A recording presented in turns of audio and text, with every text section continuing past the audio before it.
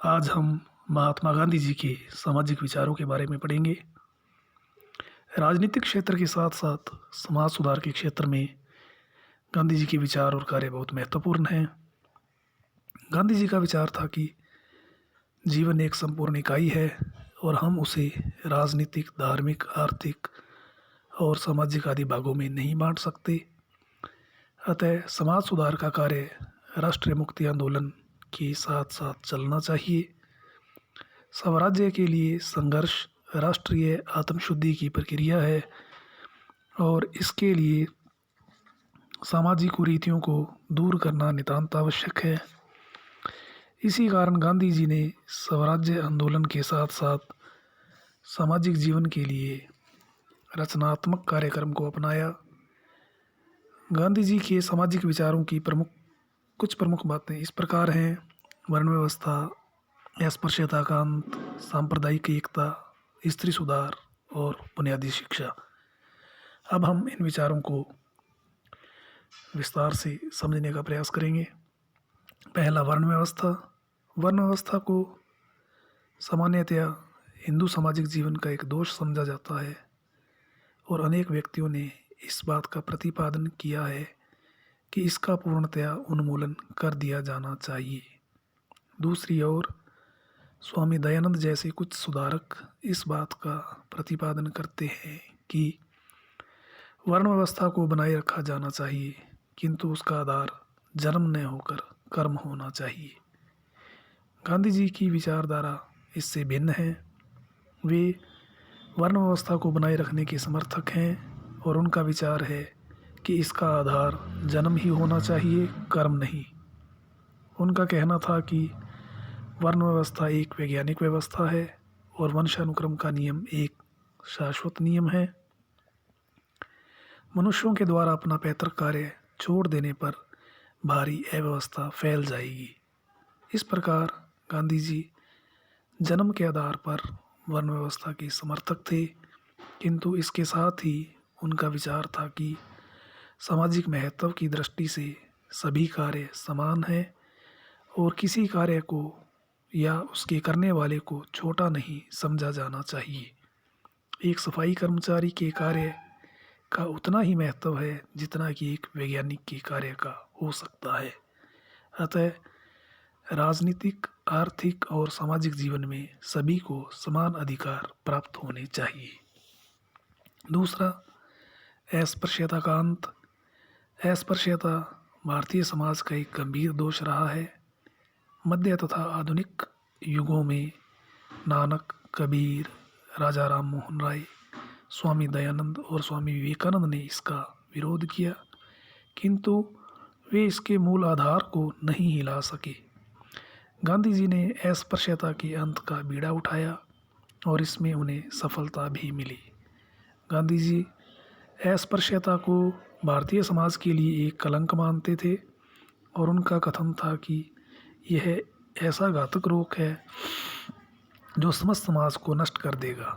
वे अछूतों को समान सामाजिक, राजनीतिक और आर्थिक अधिकार दिलाने के पक्ष में तो थे ही, उनके द्वारा सबसे अधिक जोर इस बात पर दिया गया कि अछूतों को भी स्वर्ण हिंदुओं के समान मंदिर प्रवेश और पूजा आराधना का अधिकार मिलना चाहिए।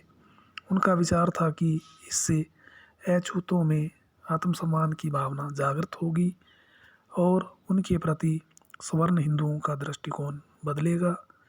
गांधी जी ने स्वर्ण हिंदुओं और अछूतों के बीच विवाह संबंध तथा गोद लेने के संबंध स्थापित करने पर बल दिया। अछूतों को हरिजन का सम्मानप्रद नाम गांधी जी ने ही प्रदान किया था और हरिजनों की स्थिति में सुधार के लिए उन्होंने जितने प्रयत्न किए, संभवतः उतने अन्य किसी भी व्यक्ति ने नहीं किए हैं। तीसरा, सांप्रदायिक एकता। सामाजिक क्षेत्र में गांधी जी का एक प्रमुख आदर्श भारत के सभी संप्रदायों, हिंदू, मुस्लिम, सिख, ईसाई और पारसी को एकता के सूत्र में आबद्ध करना था। उन्होंने सांप्रदायिक एकता, विशेषकर हिंदू मुस्लिम एकता पर जोर दिया और वे मिस्टर जिन्ना के द्विराष्ट्र सिद्धांत को मानने के लिए कभी तैयार नहीं हुए। गांधी जी का कहना था कि धर्म को राष्ट्रीयता का आधार नहीं माना जा सकता। उन्होंने अंत तक भारत के विभाजन का विरोध किया और जब भारत का विभाजन हो ही गया तो उन्होंने हिंदू मुस्लिम दंगों को रोकने की भरसक चेष्टा की। वे सभी धर्मों को समान समझते थे और उन्होंने सांप्रदायिक एकता बनाए रखने के लिए ही अपने प्राणों की आहुति दे दी। चौथा, स्त्री सुधार। राजा राम मोहन राय के बाद स्त्री सुधार की दिशा में उल्लेखनीय कार्य करने वाले व्यक्ति महात्मा गांधी ही थे। उनका कथन था कि स्त्रियां कभी भी किसी भी दृष्टि से पुरुषों से हीन नहीं होती और कमज़ोर कहना उनके प्रति अन्याय और उनका अपमान है। उनका कथन था कि यदि सत्य, अहिंसा, सहिष्णुता और नैतिकता आदि जीवन के सर्वोच्च गुणों की दृष्टि से विचार किया जाए तो स्त्रियां पुरुषों से भी श्रेष्ठ हैं। गांधी जी ने पर्दा प्रथा, बाल विवाह और देवदासी प्रथा आदि स्त्री जीवन से संबंधित बुराइयों का डटकर विरोध किया और इस बात का प्रतिपादन किया कि स्त्रियों को कानून तथा व्यवहार में पुरुषों के समान ही अधिकार प्राप्त होने चाहिए। किंतु गांधी जी इस बात के पक्ष में नहीं थे कि स्त्रियां आर्थिक दृष्टि से स्वतंत्र होने का प्रयत्न करें और घर के बाहर पुरुषों से प्रतियोगिता करें। उनका विचार था कि स्त्रियों का एकमात्र और पूर्ण कार्य क्षेत्र घर ही है। पांचवा, बुनियादी शिक्षा। शिक्षा के क्षेत्र में भी गांधी जी का महत्वपूर्ण योगदान है। उनका विचार था कि शिक्षा का उद्देश्य शरीर, मस्तिष्क और आत्मा का समन्वित विकास है और इस दृष्टि से वे अंग्रेजों द्वारा भारत में स्थापित शिक्षा पद्धति को बहुत अधिक दोषपूर्ण मानते थे। उनका कहना था कि शिक्षा पद्धति युवकों का शारीरिक, बौद्धिक या आत्मिक किसी भी प्रकार का विकास करने में असमर्थ है। शिक्षा का माध्यम विदेशी भाषा होने के कारण विद्यार्थियों का और अहित होता है। देश की आवश्यकताओं को दृष्टि में रखते हुए उनके द्वारा एक नवीन शिक्षा प्रणाली का सुझाव दिया गया जो बुनियादी शिक्षा के नाम से प्रसिद्ध है। इस शिक्षा प्रणाली की विशेषताएं निम्न प्रकार हैं।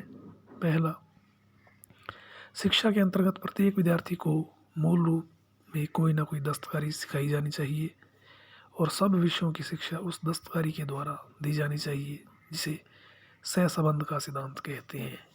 दूसरा, शिक्षा का माध्यम मातृभाषा हो।